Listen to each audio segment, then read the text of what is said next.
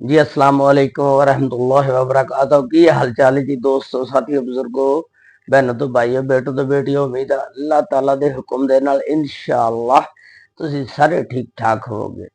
बड़ी मेहरबानी कि तुसी मेरा यूट्यूब चैनल वेखदे हो, इहनूं लाइक भी कर दिया करो, सबसक्राइब भी कर दिया करो, शेयर भी कर दिया करो।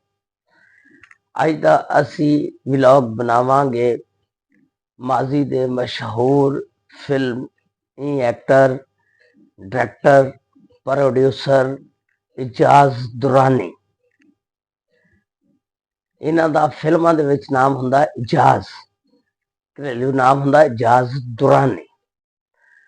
इन्हां ने हीर रांझा फिल्म एक ऐसी बनाई जिहदे विच खुद रांझे दा किरदार अदा किया और वो ऐसी बेमिसाल फिल्म बनी कि उस तो बाद फिर कोई फिल्म हीर रांझा ते बनी नहीं। इस तो पहला 3 फिल्मां बनियां सी, ये चौथी फिल्म सी जिन्हें रिकॉर्ड कायम करता।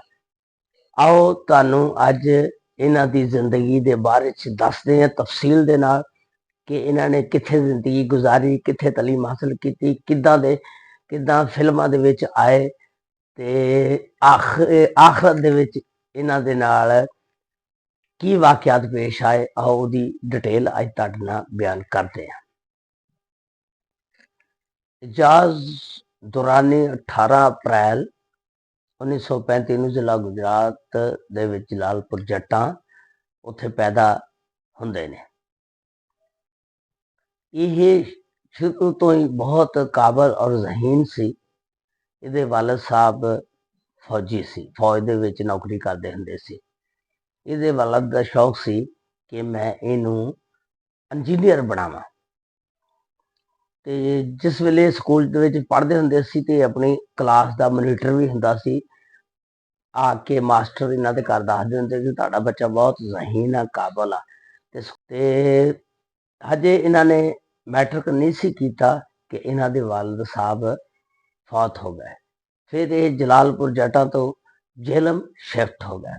ਇਹਨਾਂ ਨੇ BA ਦੀ ਡਿਗਰੀ ਜੇਹਲਮ ਤੋਂ ਹਾਸਲ ਕੀਤੀ।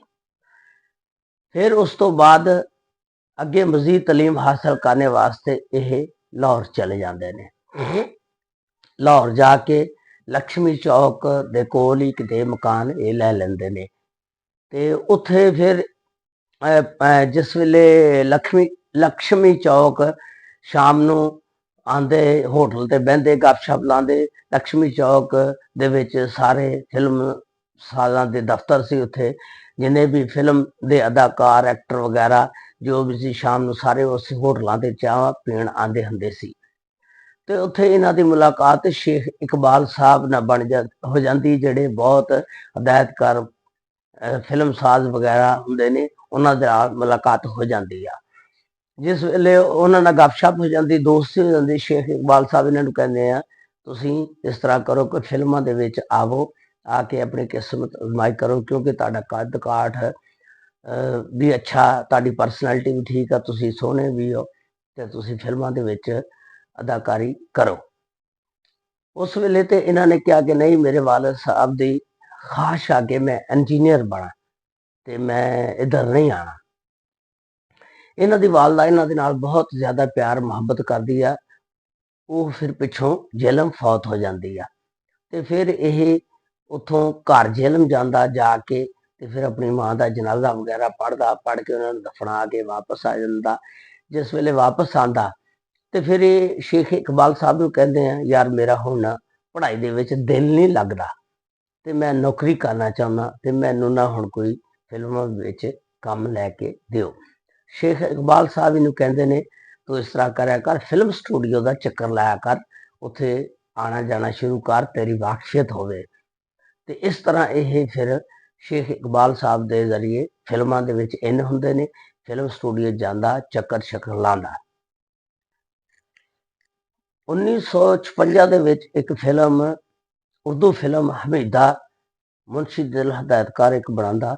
ਉਹਦੇ ਵਿੱਚ ਇਹਨੂੰ ਇੱਕ ਸਪੋਰਟਿੰਗ ਰੋਲ ਦਿੱਤਾ ਜਾਂਦਾ, ਜਿਹਦੇ ਵਿੱਚ ਸਬੀਆ ਖਾਨਮ ਦਾ ਭਰਾ ਦਾ ਇਹ ਰੋਲ ਅਦਾ ਕਰਦਾ ਤੇ ਨਜ਼ੀਰ ਜਿਹੜਾ ਹੁੰਦਾ ਉਹਦੇ ਬੇਟੇ ਦਾ ਰੋਲ ਅਦਾ ਕਰਦਾ। ਤੇ ਫਿਰ 1957 ਦੇ ਵਿੱਚ ਫਿਲਮ ਬਣਦੀ ਆ ਬੜਾ ਆਦਮੀ, ਜਿਹਦੇ ਵਿੱਚ ਹੀਰੋ ਮੀਨਾ ਸ਼ੋਰੀ ਹੁੰਦੀ ਆ ਤੇ ਉਹ ਫਿਲਮ ਵੀ ਫਿਰ ਏਡੀ ਕੋ ਨਾ ਫਲਾਪ ਹੋਈ ਨਾ ਕਾਮਯਾਬ ਹੋਈ, ਦਰਮਿਆਨੀ ਜਿਹੀ ਰਹੀ। ਤੇ ਉਸ ਤੋਂ ਬਾਅਦ ਇਹਨਾਂ ਨੇ ਫਿਰ ਇਹ ਪਹਿਚਾਣ ਬਣ ਗਈ ਇੰਡਸਟਰੀ ਦੀ, ਯਾਨੀ ਇਹਨਾਂ ਨੂੰ ਪਤਾ ਹੈ, ਲੋਕਾਂ ਯਾਨੀ ਫਿਲਮ ਬਣਾਉਣ ਵਾਲਿਆਂ ਨੂੰ ਪਤਾ ਲੱਗ ਗਿਆ ਕਿ ਕੋਈ ਇਜਾਜ਼ ਨਾਮੀ ਬੰਦਾ ਵੀ ਹੈਗਾ। ਤੇ ਫਿਰ ਉਸ ਤੋਂ ਬਾਅਦ ਸਭ ਤੋਂ ਜ਼ਿਆਦਾ ਮਸ਼ਹੂਰੀ ਇਹਨਾਂ ਨੂੰ ਮਿਲੀ 1958 ਦੇ ਵਿੱਚ ਦਿਲ ਮੇ ਤੂ, ਜਦੋਂ ਫਿਲਮ ਬਣਾਈ, ਜਿਹੜੀ ਇਜਾਜ਼ ਜਿਹੜਾ ਉਹਦੇ ਵਿੱਚ ਸਬੀਆ ਖਾਨਮ ਦੇ ਨਾਲ ਹੀਰੋ ਦਾ ਕਿਰਦਾਰ ਅਦਾ ਕਰਦਾ, ਤੇ ਇਹ ਫਿਲਮ ਬੜੀ ਹਿੱਟ ਹੋਈ।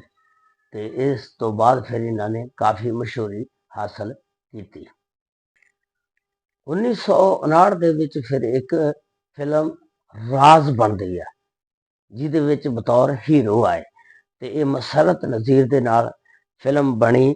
ਤੇ ਇਹ ਫਿਲਮ ਹੁਮਾਯੂੰ ਮਿਰਜ਼ਾ ਸਾਹਿਬ ਸੀ ਹਦਾਇਤਕਾਰ ਇਸ ਫਿਲਮ ਦੇ, ਤੇ ਇਸ ਫਿਲਮ ਦੇ ਵਿੱਚ ਸ਼ਮੀਮ ਆਰਾ, ਅਲਾਉਦੀਨ ਤਾਲਿਸ਼ ਵੀ ਸੀ। ਤੇ ਇਹ ਫਿਲਮ ਬਹੁਤ ਚੜੀ, ਤੇ ਇਸ ਫਿਲਮ ਨੇ ਇਹਨਾਂ ਨੂੰ ਫਿਰ ਬਹੁਤ ਤਰੱਕੀ ਦਿੱਤੀ, ਤੇ ਇਸ ਫਿਲਮ ਦੀ ਵਜ੍ਹਾ ਨਾਲ ਫਿਰ ਇਹਨਾਂ ਨੇ ਬੜੀ ਸ਼ੋਹਰਤ ਹਾਸਲ ਕੀਤੀ। 1961 ਦੇ ਵਿੱਚ ਫਿਰ 2 ਫਿਲਮਾਂ ਰਿਲੀਜ਼ ਹੋਈਆਂ, ਤੇ ਜਿਹਦੇ ਵਿੱਚ 2 ਰਾਸਤੇ ਤੇ ਫਰਿਸ਼ਤਾ। 2 ਰਾਸਤੇ ਜਿਹੜੇ ਸੀ, ਇਹਦੇ ਵਿੱਚ ਹੀਰੋਇਨ ਨੀਲੋ ਹੁੰਦੀ ਆ, ਤੇ ਇਹਦੇ ਦਾ ਇੱਕ ਗਾਣਾ ਜਿਹੜਾ ਇਸ ਫਿਲਮ ਦਾ ਸਲੀਮ ਮਿਰਜ਼ਾ ਦਾ ਇੱਕ ਗੀਤ ਸੀ, ਬੜਾ ਉਹਨੇ ਮਸ਼ਹੂਰ ਹੋਇਆ, ਸ਼ੋਹਰਤ ਹਾਸਲ ਕੀਤੀ, ਬਣਾ ਕੇ ਮੇਰਾ ਨਸ਼ੇਮਨ ਜਲਾ ਦਿਆ ਤੂਨੇ। ਤੇ ਉਸ ਤੋਂ ਬਾਅਦ ਫਿਰ ਫਰਿਸ਼ਤਾ ਜਿਹੜੀ ਫਿਲਮ ਸੀ, ਬਹੁਤ ਯਾਦਗਾਰ ਫਿਲਮ ਸੀ, ਤੇ ਇਹ ਇੱਕ ਰੂਸੀ ਨਾਵਲ ਤੋਂ ਲਈ ਗਈ ਸੀ, ਬੜੀ ਆਰਟ ਫਿਲਮ ਸੀ।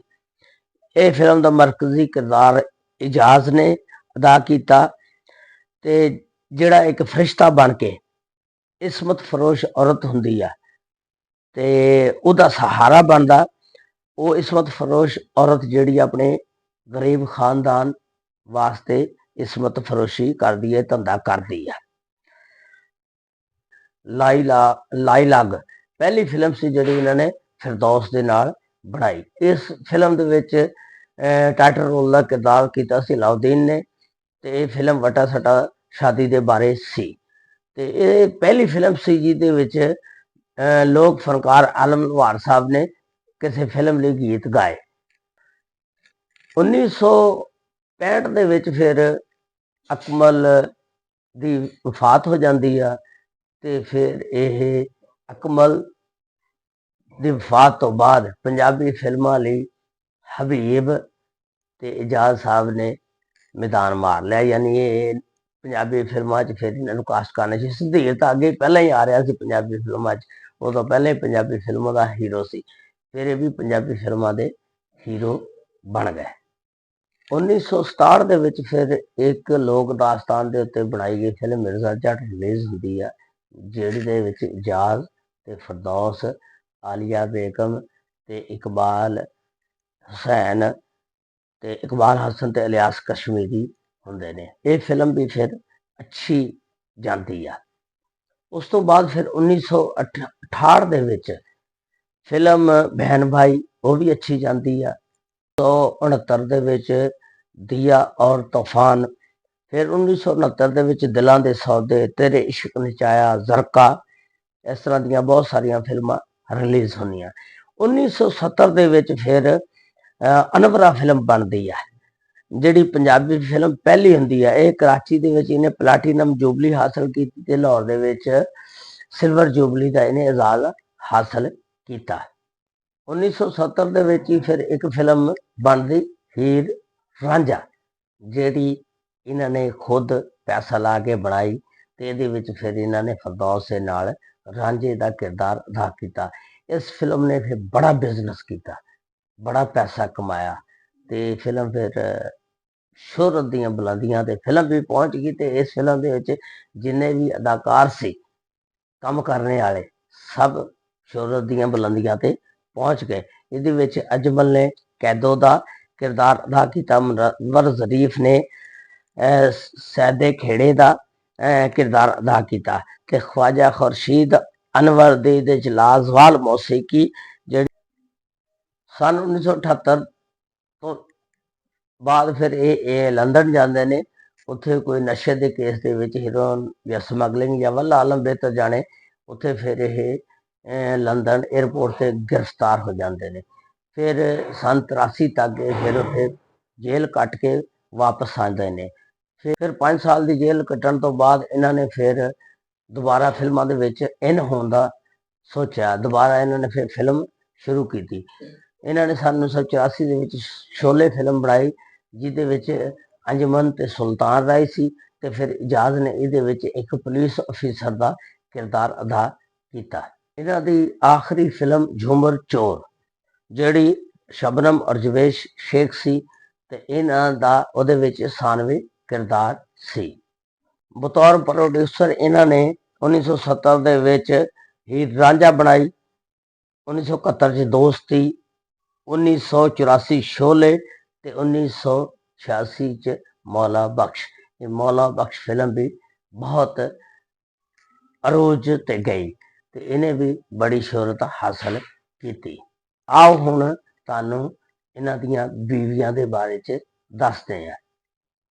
ਸਭ ਤੋਂ ਪਹਿਲਾਂ ਇਹਨਾਂ ਨੇ ਸ਼ਾਦੀ ਮਲਕਾਏ ਤਰਨਮ ਨੂਰ ਜਹਾਂ ਨਾਲ 19 ਅਕਤੂਬਰ 1959 ਦੇ ਵਿੱਚ ਕੀਤੀ, ਤੇ ਇਹ ਸ਼ਾਦੀ ਕਰਨ ਤੋਂ ਬਾਅਦ ਫਿਰ 1971 ਦੇ ਵਿੱਚ 28 ਅਪ੍ਰੈਲ ਨੂੰ ਇਹਨਾਂ ਦੀ ਤਲਾਕ ਹੋ ਜਾਂਦੀ ਹੈ। ਉਹ ਫਿਰ ਫਿਲਮਾਂ ਦੇ ਦੌਰਾਨ ਇਹ ਕੰਮ ਚੱਲਦਾ ਰਹਿੰਦਾ, ਇਹ ਇਹਨੂੰ ਸਮਝਾਉਂਦੀ ਰਹਿੰਦੀ ਹੈ ਮਲਕਾ ਤਰਨਮ ਨੂਰ ਜਹਾਂ। ਇਹਦੇ ਵਿੱਚੋਂ ਇਹਦੀਆਂ 3 ਬੇਟੀਆਂ ਪੈਦਾ ਹੋਈਆਂ, ਜਿਨ੍ਹਾਂ ਦੇ ਨਾਂ ਸ਼ਾਜ਼ੀਆ, ਨਾਜ਼ੀਆ ਤੇ ਹਿਨਾ। ਨੂਰ ਜਹਾਂ ਨੇ ਇਹਨੂੰ ਬਹੁਤ ਸਮਝਾਉਣ ਦੀ ਕੋਸ਼ਿਸ਼ ਕੀਤੀ ਕਿ ਤੁਸੀਂ ਨਾ ਫਿਰਦੌਸ ਦੇ ਨਾਲ ਸ਼ਾਦੀ ਕਰਾਓ, ਆਪਣੀਆਂ 3 ਬੱਚੀਆਂ ਨੇ, ਉਹਨਾਂ ਦੀ ਜ਼ਿੰਦਗੀ ਦਾ ਮਸਲਾ, ਕਿਉਂਕਿ ਨੂਰ ਜਹਾਂ ਇਹਨੂੰ ਬਹੁਤ ਪਿਆਰ ਕਰਦੀ ਸੀ। ਤੇ ਇਹ ਫਿਰ ਸੰਨ 1965 ਦੇ ਵਿੱਚ ਪਹਿਲਾਂ ਇਹ ਫਿਰਦੌਸ ਬੇਗਮ ਅਕਮਲ ਨੂੰ ਪਿਆਰ ਕਰਦੀ ਸੀ। ਜਿਸ ਵੇਲੇ 1965 ਦੇ ਵਿੱਚ ਅਕਮਲ ਫੌਤ ਹੋ ਗਿਆ ਤੇ ਫਿਰ ਇਹਦਾ ਝੁਕਾਓ ਇੱਧਰਲੀ ਤਰਫ ਹੋ ਗਿਆ। ਤੇ ਫਿਰ ਇਹਦੇ ਵਿੱਚ ਫਿਲਮ ਹੀਰ ਰਾਂਝਾ ਨਾਲ ਜਿਸ ਵੇਲੇ ਫਿਲਮ ਕੀਤੀ, ਤੇ ਉਸ ਤੋਂ ਬਾਅਦ ਫਿਰ ਹੌਲੀ ਹੌਲੀ ਇਹਨੂੰ ਪਿਆਰ ਹੋ ਗਿਆ ਇਜਾਜ਼ ਦੇ ਨਾਲ, ਤੇ ਇਹ ਫਿਰ ਇਜਾਜ਼ ਨੂੰ ਵੀ ਫਿਰਦੌਸ ਦੇ ਨਾਲ ਪਿਆਰ ਹੋ ਗਿਆ। ਇੱਕ ਦਫਾ ਫਿਲਮ ਦੀ ਸ਼ੂਟਿੰਗ ਹੋ ਰਹੀ ਸੀ ਕਿ ਇਹ ਇਜਾਜ਼ ਤੇ ਫਿਰਦੌਸ ਕੁਰਸੀਆਂ ਤੇ ਬੈਠੇ, ਤੇ ਉਧਰੋਂ ਮਲਕਾ ਤਰਨਮ ਨੂਰ ਜਹਾਂ ਗਾਣੇ ਵਾਸਤੇ ਸ਼ੂਟਿੰਗ ਵਾਸਤੇ ਆਈ, ਤੇ ਇਹ ਫਿਰਦੌਸ ਨੇ ਹਲਕੀ ਜੀ, ਜਿਵੇਂ ਪੰਜਾਬੀ ਚ ਕਹਿੰਦੇ ਉਂਗਲ ਲਾ ਕੇ ਕਹਤਾ, ਉਹ ਦੇਖ ਤੇਰੀ ਮਾਂ ਆ ਰਹੀ ਆ। ਤੇ ਉਹ ਇਹ ਗੱਲ ਮਲਕਾ ਤਰਨਮ ਨੂਰ ਜਹਾਂ ਨੇ ਵੀ ਸੁਣ ਲਈ ਵੀ ਇਹਨੇ ਮੈਨੂੰ ਇਹਦੀ ਮਾਂ ਕਿਹਾ, ਤੇ ਉਹ ਬਹੁਤ ਗੁੱਸੇ ਦੇ ਵਿੱਚ ਫਿਰ ਵਾਪਸ ਚਲੇ ਗਈ। ਉਹਨੇ ਫਿਲਮ ਦੀ ਸ਼ੂਟਿੰਗ 'ਚ ਵੀ ਹਿੱਸਾ ਨਹੀਂ ਲਿਆ। ਉਸ ਤੋਂ ਬਾਅਦ ਫਿਰ ਉਹਨੇ ਫਿਲਮ ਸਾਜ਼ਾਂ ਦੇ ਨਾਲ ਮੁਆਹਦਾ ਕਰ ਲਿਆ ਕਿ ਜਿਹੜੀ ਫਿਲਮ ਦੇ ਵਿੱਚ ਫਿਰਦੌਸ ਹੋਏਗੀ, ਮੈਂ ਉਹ ਫਿਲਮ 'ਚ ਗਾਣਾ ਨਹੀਂ ਗਾਵਾਂਗੀ। ਔਰ ਵਾਕਿਆ ਹੀ ਉਹ ਫਿਰ ਉੱਥੇ ਕਾਇਮ ਉਦੈਮ ਰਹੀ।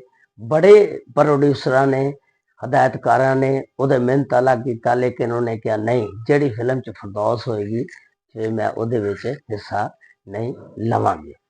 ਫਿਰ ਇਸ ਤਰ੍ਹਾਂ ਸੰਨ 1971 ਦੇ ਵਿੱਚ ਹੀ ਫਿਰ ਦੂਸਰੀ ਸ਼ਾਦੀ ਫਿਰਦੌਸ ਨਾਲ ਕਰ ਲੈਂਦਾ। ਫਿਰ ਵਿਕੀਪੀਡੀਆ ਦੀ ਰਿਪੋਰਟ ਦੇ ਮੁਤਾਬਕ ਇਹ ਸ਼ਾਦੀ 1993 ਤੱਕ ਚੱਲਦੀ ਆ, ਤੇ ਫਿਰ ਇਹ ਵੀ ਤਲਾਕ ਦੀ ਸੂਰਤ ਦੇ ਵਿੱਚ ਅਲੱਗਾ ਹੋ ਜਾਂਦੀ ਆ। ਫਿਰ ਤੀਸਰੀ ਸ਼ਾਦੀ ਜਿਹੜੀ ਹਦਾਇਤਕਾਰ ਨਈਅਤ ਸ਼ਰੀਫ ਹੁੰਦੇ ਨੇ, ਉਹਨਾਂ ਦੀ ਲੇਪਾਲਕ ਇੱਕ ਬੇਟੀ ਹੁੰਦੀ ਸ਼ਾਦਾ ਸ਼ਰੀਫ, ਉਹਦੇ ਨਾਲ ਹੋ ਜਾਂਦੀ ਆ, ਤੇ ਉਹਦੇ ਵਿੱਚੋਂ ਵੀ ਫਿਰ 2 ਬੱਚੀਆਂ। ਤੇ ਇਹ ਜ਼ਿੰਦਗੀ ਦਾ ਫਿਰ ਸਾਥ ਮਰਦੇ ਦਮ ਤੱਕ ਇਹਨੇ ਨਿਭਾਇਆ। ਤੇ ਇਹ ਤੁਸੀਂ ਦੇਖ ਲਓ ਵੀ ਇਹਦੀ 20 ਸਾਲ ਦਾ ਉਮਰ ਦਾ ਡਿਫਰੈਂਸ ਸੀ, ਜਦੋਂ ਫਰਕ ਸੀ ਜਦੋਂ ਸ਼ਾਦੀ ਹੋਈ, ਲੇਕਿਨ ਉਸ ਔਰਤ ਨੇ ਮਰਦੇ ਦਮ ਤੱਕ ਉਹਦਾ ਸਾਥ ਨਿਭਾਇਆ। ਆਖਰੀ ਉਮਰ ਦੇ ਵਿੱਚ ਇਹਨਾਂ ਨੂੰ ਫਿਰ ਇੱਕ ਐਸੀ ਬਿਮਾਰੀ ਲੱਗ ਜਾਂਦੀ ਜਿਹਦੇ ਵਿੱਚ ਉਹ ਜ਼ਿਹਨੀ ਤਵਾਜ਼ਨ ਖੋ ਬੈਠਦੇ ਨੇ। ਆਖਰਕਾਰ 1 ਮਾਰਚ 2021 ਨੂੰ, 1 ਮਾਰਚ 2021 ਨੂੰ ਇਸ ਜਹਾਨੇ ਫਾਨੀ ਨੂੰ ਛੱਡ ਕੇ ਆਪਣੇ ਖਾਲਕ ਹਕੀਕੀ ਨੂੰ ਜਾ ਮਿਲਦੇ ਨੇ। ਤੇ ਅੱਲਾਹ ਤਾਲਾ ਉਹਨਾਂ ਨੂੰ ਜੰਨਤੁਲ ਫਿਰਦੌਸ ਜਗ੍ਹਾ ਅਤਾ ਫਰਮਾਏ। ਜਿੰਨੇ ਵੀ ਅਦਾਕਾਰ, ਜਿਨ੍ਹਾਂ ਦੇ ਵੀ ਰਿਸ਼ਤੇਦਾਰ ਅਜ਼ੀਜ਼ੋ ਅਕਾਰਬ ਫੌਤ ਹੋ ਗਏ ਨੇ, ਅੱਲਾਹ ਤਾਲਾ ਸਭ ਨੂੰ ਆਪਣੀ ਰਹਿਮਤ ਦੇ ਨਾਲ ਜੰਨਤੁਲ ਫਿਰਦੌਸ ਆਲਾ ਮੁਕਾਮ ਅਤਾ ਫਰਮਾਏ। ਤੇ ਪਿਛਲਿਆਂ ਨੂੰ ਸਬਰੇ ਜਮੀਲ ਅਤਾ ਫਰਮਾਏ। अस्सलाम वालेकुम वरहमतुल्लाहि वबरकातुहू।